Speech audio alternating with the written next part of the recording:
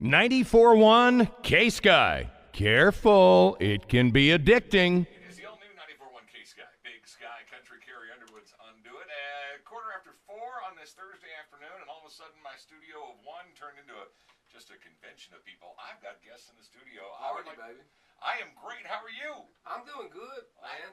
You know me, man. I'm just always up and ready to go. I should tell everyone who you are because they might not recognize the voice unless they were listening the other day when we played back that interview. Richard Young of the Kentucky Headhunters is here. I'm with you. I know you were trying to put a well pump in the other day. Did you get some water out for the cattle? Yeah, but it blew up right before we left. Oh! Well, it was 40 years. We went to the old music house, our old farmhouse where we rehearsed. And like I said, we don't have running water in the house, but we do have a well outside, but it hadn't been turned on for 40 years. So Fred and I hooked up with one of our plumber buddies, and he came, and we actually got it working and had cold water coming out. And right before we left, we heard this big kaboom. Oh, no. And it blew that old-time water tank, those old metal ones. It blew it almost through the roof of them. And so we're back to square one. I just hope the cows can find some water. Because if they don't, they'll go to the neighbors, and they got lots of corn, too. We'll be paying for corn the rest of our life. Well, maybe you can do a show and pay it off that way. We may have to. I'm thinking over the last 44 years in this business, you've already mentioned some names. You mentioned Johnny. You mentioned Buck Owens. You mentioned Marty Stewart. Is there anyone that you really, really wanted to play with or do something with you didn't get a chance to? Yes, but he died, John Lennon. That would be, of course, he was a big influence on me personally, the whole band, the Beatles were. It would have been nice. I mean, we were fortunate enough. I'll tell you a great Ringo story. We were playing Farm Aid out in Iowa, and they had these trailers backstage for dressing rooms, and ever so many bands or whatever were assigned to certain trailers. And we went out and played a great show there, and 60,000 people. I came back in, and I grabbed me a beer and got me a towel. I was wiping my face off, and this little bitty hairy guy sitting on the couch. They had monitors where you could watch the show inside the trailer. He said, in an English accent, he said, "Oh, I love you guys. I've never heard of you before." And I said, "Well, thanks, buddy." And I opened the trailer door, and I took 2 steps down. I said, "That's Ringo Starr." I turned around, may I have your autograph, please? No, I didn't, but I wanted to. It was the only, because, you know, God plays a funny trick on you when you're getting this business, because part of the reason we get into it, I mean, whether we want to admit it or not, is we want to rub shoulders with those people. And, you know, especially when you're kids, you're thinking that. And once you get there, you're so busy, you could be standing next to, you know, Elton John, which I have, and you just don't have time to associate or think, and it's such a wild horse that you ride, you don't have time to do it. But that one time, it finally meeting a Beatle, that broke him. I didn't care what was going on. I was talking to Ringo, you know. So that, and it, you know, you get to meet a lot of neat people. I mean, you know, we've made friends with everybody we've ever met, and, you know, Neil Young called me up one time, wanted me to find him a red bone coonhound, and I didn't know where to get one, but Marty Stewart did, so we hooked him up with that. But you know, we started out being a rock band, and it didn't make any difference that we wound up country music because the areas are great so much, and our music is so eclectic. We still got to meet everybody we wanted to meet, really. Very you know, cool. so it worked out good, man. I do want to, before you get out of here, I want to talk about this. Dixie Lullaby. Brand new album you guys recorded, and you recorded it over just past Christmas. Yeah. In that old house out of the farmstead. Farmhouse. Man, we about froze to death.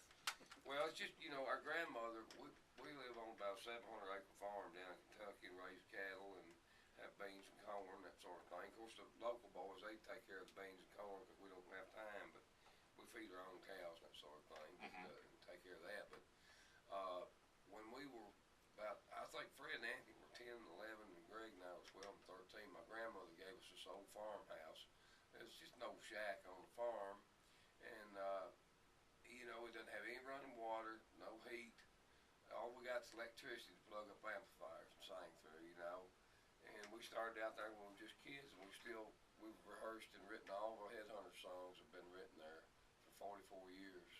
And, you know, we decided, man, this time we're going to record an album there. We're not going to, because we rehearsed and then we take off to a studio and record. Right.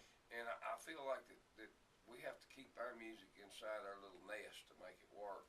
Because that's what we did our first album. We didn't have anybody around. We didn't have a record deal, and it seemed to do quite well for us. You know, excellent. Pick It on the Nashville record did okay, and so this is all the albums have been great. We've done 12 records, but there's something akin to that first album that's very special that we didn't have anybody looking over our shoulders. So I think we just did what we wanted to do and make music. I mean, we always did. We wouldn't listen to people in Nashville anyway. But I mean, the thing of it is, at least we didn't have to go have guys running cards. Excuse me, let me get through here with this. Right. It was just us 4 guys, and it was a lot of fun. I think people would love for you to check the record out because it's got it's very harmonious. And we did have a chance to feature a couple of tunes on it the other day when we played back that interview portion, and I'm looking forward to throwing it in the truck when I head home tonight and give it a solid listen. Yeah, watch out. There's a couple on there that make you speed. Oh, You gotta be careful. You remember what happened to Lonesome Me? Remember when we put that out, don't you? Oh, no. It was like notorious for causing people to get speeding tickets. it was the first time we ever had country speed metal, you know. And it was like people were getting tickets everywhere for listening to that song. It's amazing. Well, I tell you what, I'm about to give people, I guess, some tickets because I'm going to play Lonesome Me right now on the new 94.1 K-Sky. And just remember, your last name is Young, so That's no matter right. what, you will forever be. Well, I told my son, you know, we have this thing in our family where he promised me he wouldn't, and not that I have absolutely nothing against him, it's just our dad didn't want us to get one, so my son wanted to get a tattoo, and I said, no. I said, if you sell 1 million records, we'll both get one that says Forever Young. How far has he got to get to that 1 million record mark? Thank God, long while. No, I'm getting scared over in England and Germany, you know, over in Europe. They're huge over there, so they're getting really, really close. But I said, I didn't say over there. I said I did. That's domestic. Yeah, Domestic. man. It got to be domestic. Man. It can't be European or Japanese or anything. Richard Young of the Kentucky Headhunters, our guest, and I want to thank you. I know you got to get back over to Manny's, but tell you what, I've got one more pair of tickets for tonight's show. I'm going to give away right now. Caller number 9-656-9410. You're going to get the tickets. You're going to get to say hello to Richard Young, and you'll be seeing him tonight on the stage at Manny's. 656-9410. Caller 9, you're going to the show. Thanks again to everybody in business for your friendship and being our fans. We appreciate it.